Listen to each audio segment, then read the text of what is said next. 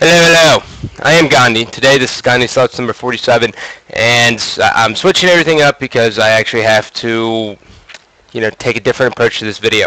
So the first thing is the topic of the day is going to be get better, but this topic is more tailored to people who are kind of been to an event, got top 48 probably at least, and trying to excel that way much further. This isn't like the stepping stone to get into Halo. This is more like you've already stepped into Halo, you've already competed a couple times, you have some event, success in your career. You've set a couple PRs or personal records, whichever you prefer to call it, and you're looking to get better. So that's what I'm talking about today. Sorry if you're someone who's completely not into that. It's still going to help you, but just not as much because you don't understand, general positioning, how map movement, strategies, like overall strategies. So those little things like that are important to understand as well, but this is kind of more tailored to top 48 at least. Basically what I'm saying is you've been to an event and you've won at least like one series.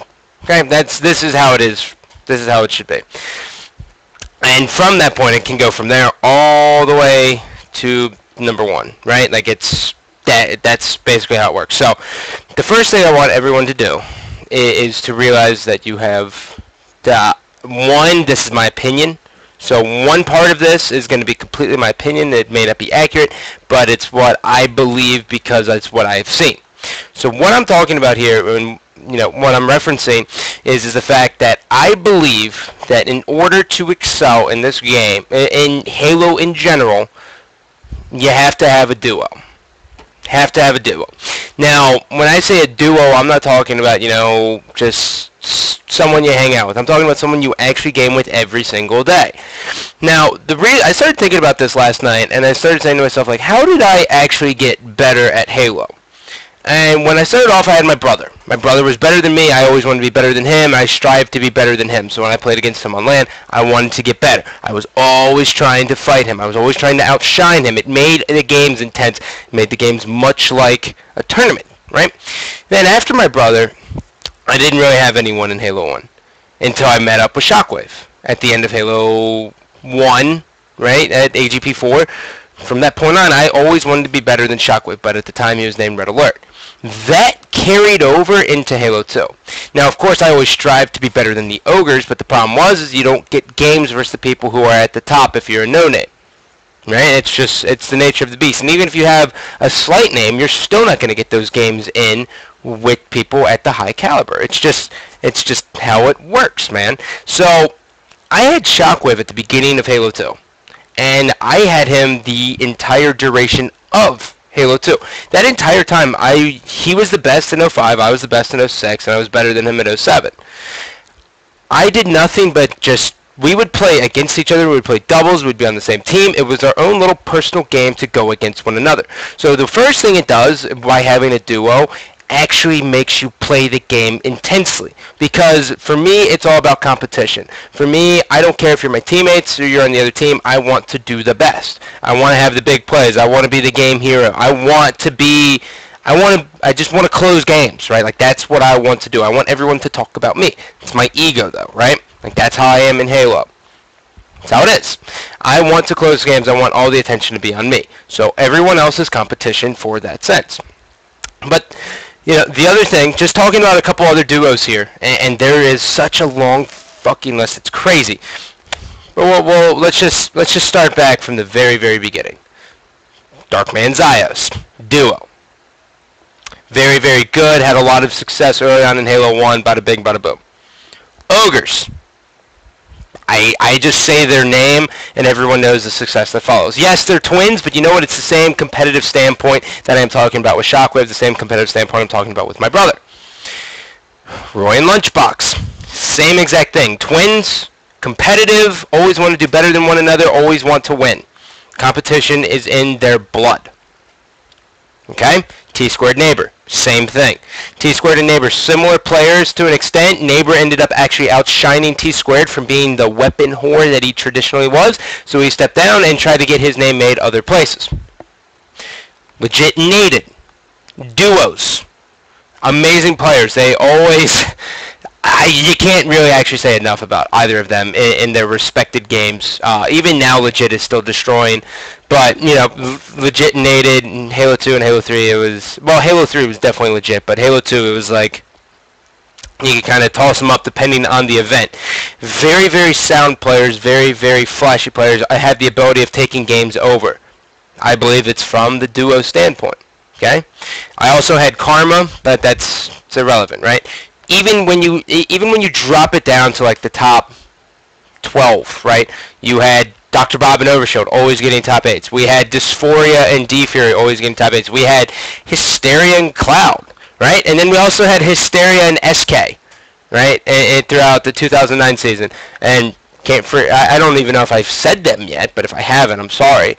But fuck it, Pistola and Hines, right? Look at Pistola and Hines. They started off in the 2008 season, both of them having very, very little accomplishments, minus Pistola winning FFAs. They get together, they form this team called, they join Ambush, and they try to actually bring them to the next level. They want to be known as the 4v4 players. They don't want to be known as free-for-all players, so they always play together. They're driving off of one another. They have their foundation. Right? When you have a duo, you have a foundation. You have something to work with. You know that this player you're always going to be working with, right? You're always going to be working with him. He's always going to be on your team. That means you're only looking for 2 teammates. That alleviates a humongous burden off you. You're not a single guy looking for 3 people, right? You're a pair looking for 2 more. It alleviates everything, man. It's a completely different fucking world out there when you have that structure to kind of sit on. But Pistola and Hines were on Ambush. They end up getting moderate success. They end up beating 2008 Straight Rippin' at Orlando, but they end up inevitably blowing the series, and then they finished 7th, 8th at the finals. But after the 2008 season, I retired. They excelled. They joined Triggers Down. They go back and forth, back and forth, back and forth with Straight Rippin'. That's it. It's all it all starts from just one central location, and then they just constantly keep getting better and better and better. Fear Itself and Victory X, Macchio and Victory X. These duos are here from the very, very beginning, right? Flame Sword and Abel. These duos, people don't leave their duos from the start of the game till most of the time until the end, right? Normally when things get crazy, that's when they end up leaving their duos, or if things just aren't working or someone gets undedicated. That's it. But those names I just said, sure, there may have been times where, Fear Itself and Victory and Macchio didn't team, but per event, they teamed more than they didn't, right? And like Flamesword and Abel, they started the scene, they're still in the scene together, right?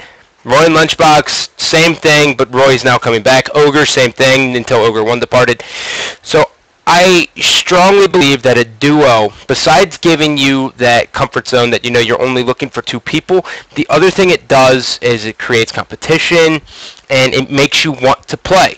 It gives you a reason to get on. Like, I have a hard time getting on without, Maven being on or Hoss being on, because they're people I actually enjoy playing with. I know that I want to be better than them. I know that I want to do better than them. Sure, it may not always be the case, but it gives you a reason to get on. Okay? That's my first one. That is my personal theory. Now, I don't know if it holds any validity. I don't know anything, but what I'm saying is there seems to be a definite correlation between having a duo and excelling at the game, right? That's just the nature of the beast. And I'm sure if you break down teams, even in Halo 4, you're going to see the same thing. Best Man and Neighbor are kind of like a pseudo duo ever since the Triggers Down days. Best Man never actually had a real duo besides Defy. But together they weren't the best teaming. So, you start seeing these things over and over again. And now, That's what I personally believe. Like, it was Spartan the Dog and Sir Siege, right? Like, they've been together. They keep doing better and better besides this last event when they had a last-minute team.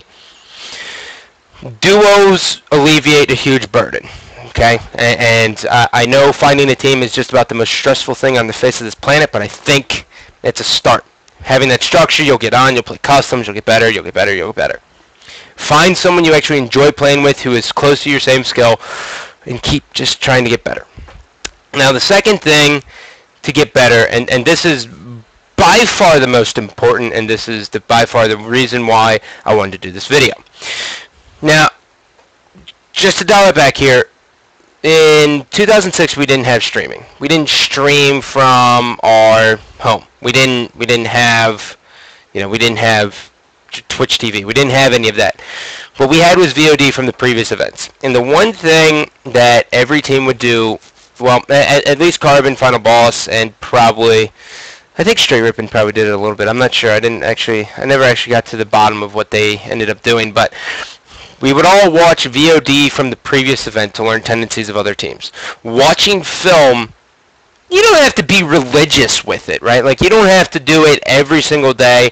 Fuck, you don't have to do it for hours. You just need to, I mean, if you have a grudge match against someone, yeah, awesome, definitely you want to do that, but you're only going to learn so much from VOD because the VOD is from the previous event, right? You can understand some tendencies, but it's not all.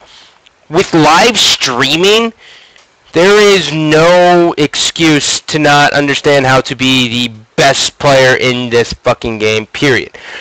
You can watch, everyone has the ability to watch Ambush play. They have the ability to watch Warriors play. They have the ability to watch SQ play, Classic play, Roy's our boy, right? Like, you can watch all of these fucking players. There's no excuse to not be the best. There isn't. Now, when I'm commentating and I'm alongside Maven, like, sure, we get into it a little bit, right? Like, we talk about, general strategy, how to position yourself. We talk about important things on the map, how to kind of dictate spawns, and then, we dictate them for you, and then we try to help you out that way. But the thing you're going to learn, like, so when we're casting, right, we have 8 screens in front of us and 1 in the middle. We have 8 individual POVs and 1 in the middle, okay? We have to paint a picture for all 7, as you guys are seeing the 1 in the middle. That's important, okay? Because you guys need to know what's going on the other 7 screens. That's that. So when I'm watching this, I'm not going to be talking about, certain quick decisions, right? Like quick decisions, like grabbing overshield and making the push on dispatch, or, going for an extraction or bailing on the extraction. There's sometimes I'm not going to get all those points. So you guys aren't going to, it's not going to do you guys a justice just to listen to the cast to try to get better. It's going to hinder yourself. The difference between my casting 8 POVs and a stream is that you're going to literally watch one person make decisions. And keep in mind that in this game, decision making and quick thinking on your toes is imperative. You have sprint, and you have a 4-shot kill that's going to be able to kill people fast, and everyone at this point is starting to figure out the spawn system almost entirely. So even though we get new maps just about every single V blank update, it doesn't matter. They're still present, it's still there, even though sometimes, the spawns get kind of tweaked. Like, Abandoned now is a fuck ton better than what it used to be. So thank you, Ghost, for that. But so, when you're watching it, you need to watch why they make the decisions they do. You have to actually fucking think. And I know everyone hates thinking now these days, but you actually have to think. So, think about why he pushed the way he did. You gotta listen to the communication, and you gotta listen to why they push. And when you can start doing that, right? Like, map positioning, like, if someone were to ask me what competitive Halo is, I would say it's a game of positioning and angles. Essentially. And right off the break, that's like all of Halo put together. I would say game of positioning and angles. And I think that would do it justice, right? Because positioning is the most important thing. Picking your battles for angles, what angles to take. That's it. So when you watch players play, if you let's say you want to model your gameplay after Pistola, great person to model, very, very hard to do so. But if you see that he runs around top middle, and you notice that you end up bottom middle the majority of the time, or staying out to the sides, you're not. What the fuck are you doing, right? Like, you're not modeling him at all. All you did was watch him, and you didn't actually get better. You just watched him to watch him, to pick up on some things, to be entertained, and you didn't actually get fucking better. Like, you gotta have a reason to watch someone play. There has to be a reason, dude. There has to be. Like, I know there's a lot of people who just watch for entertainment. I watch to learn. I watch to learn tendencies. That's what I do. It's easier, and it gives me a mental process that's stimulating, right? Like I get to be like, oh well, if he pushes there, right? I need to sit there and fucking ponder. Like I pull out like a corncob pipe and I start like fucking smoking in here. I get to do that, and I think it's one of the most enjoyable things about Halo. Period for me. So when you're watching, pick up on their tendencies. Okay, notice where they're pushing and notice why they're pushing it. Just ask yourself why. No matter what, when you see, because one thing that I noticed at the last event was that there's a lot of times where, you know, Simplex, no, well, sorry, Skyline. Skyline is a complete cycle game. Like, that's it. It is a map that revolves completely about cycles, especially on Team Slayer. Like, you push, you get top middle, you don't push up again, you wait for them to come out because you don't necessarily know where their spawns are. They push out at you, you guys make them pay, and then you have them trapped in the base. And then you push up all together. That is a cycle process, okay? Holding those positions and not pushing up makes the world of difference. Ambush does it very, very well. Okay? Crowd pleasers at the beginning of the match versus Reality Check did it very well. They were up 7-0 and then they got fucked up, and then Reality Check did the exact same thing to them and it worked out. But Reality Check ended up losing. Best series of the weekend though. So, like, those little things you would never learn if you're just watching with your feet kicked back, like, just kind of taking it all in to just see. Just wait for a big play. You're never going to achieve anything there. You aren't. I'm going to be honest with you. You're going to stay average. You have to understand tendencies. You have to understand map positioning.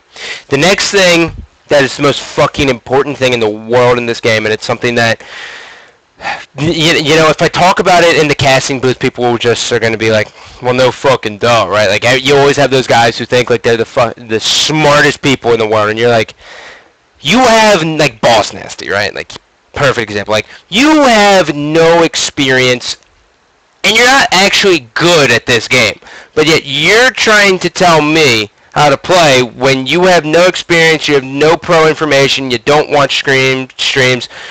Who the fuck are you? Right? And you just fucking, like, tell your head, you're like, who? Like Stewie Griffin head, and you turn all the way up. Like, what the fuck? And people listen to these people, man. Like, I heard so many amateur players at AGL, like, talking about what they should do. Like, trying to critique ambush on maps. And I'm like, dude, you gotta stop, man. Like, you gotta tame your ego because this is getting out of hand. This is getting bad. It's comical. It really is. Yeah, but the main thing. So anyway, to get to my fucking point. Sorry, I went on a little rant there, but to get to my point, the main thing about this game. Sure, we talk about strategy, we talk about positioning, we talk about dictating spawns. The number one thing in this game, number one, is small talk. Ask Ambush what the key to Station 9 is. Even though they're not the best at it, ask them. Ask Pistola. Tweet Pistola. I got your Pistola. You are, not Y-O-U-R. Ask him. I guarantee 180% that he says small talk.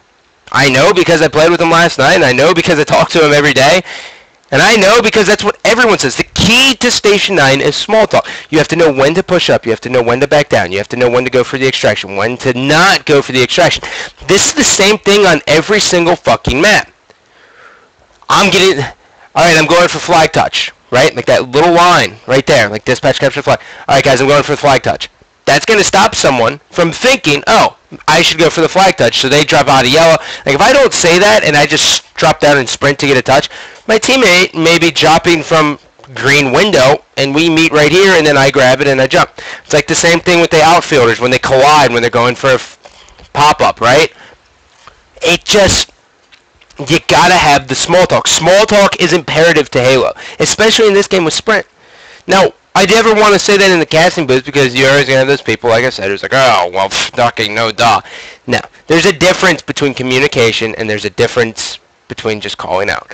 Communication is everything. Communication, and this is something you guys can learn from Dursky's stream, Ambush, Ninja, really good noobs. He's okay at it. I'm not the biggest fan of his stream, just because So some people click and some people don't, right? Like that's, but a lot of people love him, and he's on Classic, and they're going to be a fucking hell of a heavy-hitter team. So definitely check them out too. But so you got to learn communication from them. I personally think the members of Status Quo have the best communication on the circuit. Period. So watch Flamesword, watch Dursky. Dursky, I like his stream didn't mess up for me last night when they were playing Classic, so I tend to favor them a little bit more. So, for example, right, like there's a lot of people get into this rhythm of just being like, one shot top purple, there's a guy top middle right now, and you know, stuff like that. Like those two callouts, everyone knows those callouts. Anyone can fucking do those, right? It's not hard. The other, just one step above that, like that's bottom. Like that's, you're average. You're basically an amateur at that point. Like you're not any better. You're an amateur. The step above that is going to be working with your teammates, right? So something that Maven's surprisingly actually gotten a lot better at just from playing with all the pros is saying, hey, I'm with you purple, or hey, I'm going bottom gold, I'm with you, Scott. Like I played with him yesterday and he was like, hey, Scott, I'm going to go bottom gold, and I was like, all right, I'm going to push into their base. Like that's communication, right? Because you're actually communicating, excuse me, with your teammates. You're actually working together. You're talking to them on a personal level. It's little things like that, like, guys, I'm going top middle. Guys, I'm going to be going top middle for overshield, and then I go, all right, I'm going to go bottom middle, grab scatter shot, and jump in their base. That's a whole fucking picture painted for your teammates. They now know that you're going to be jumping into their base, and that Maven is going to be grabbing overshield top middle. And when you're running like purple and you're running gold, like these things make the world of difference, because as everyone knows, the Master Chief's footsteps online, you're a transformer. You can hear everything. So when you say, if I'm rushing up purple and I hear my teammates say, all right, guys, I'm shoving gold, or if I hear my teammates talking, they're like, all right, let's Stella 3 push gold, and I hear footsteps, like I know, without even looking at my allied radar, I know in my head that that is an enemy. That is an enemy underneath me. I don't have to look for the, you know, the little dot that says it's my teammate. I don't need to do that, because I know 3 people, my 3 teammates, are on gold side. And then that makes it a lot better. Then I can actually outplay this person by myself. I can also call him out. I can say, guys, there's a guy bottom purple. I'm going to push our side base and try to kill him.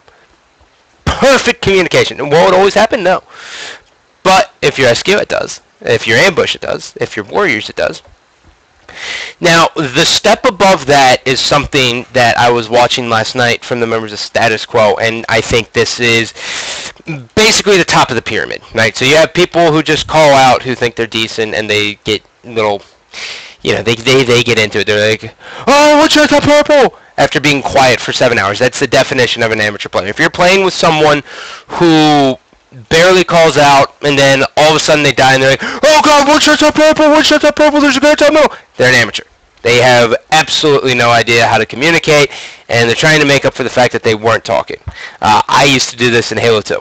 To be honest, my communication was fucking subpar at best. I know my crutch, right? Now, I'm not saying if you're not good at communicating, then you're a bad player, because, as everyone knows, coaches have been introduced into this game.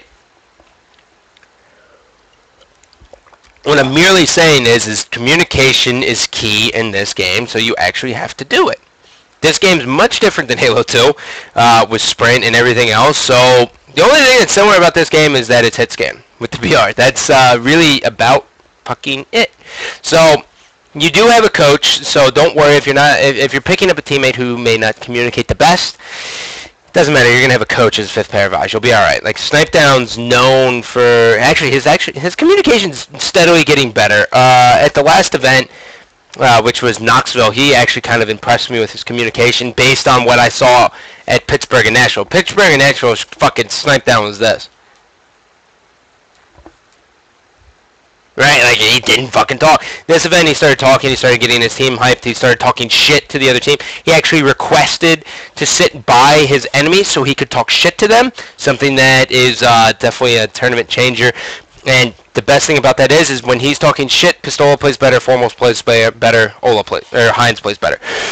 It's a way to boost it up, man. Like those little calls at a tournament make the world of difference.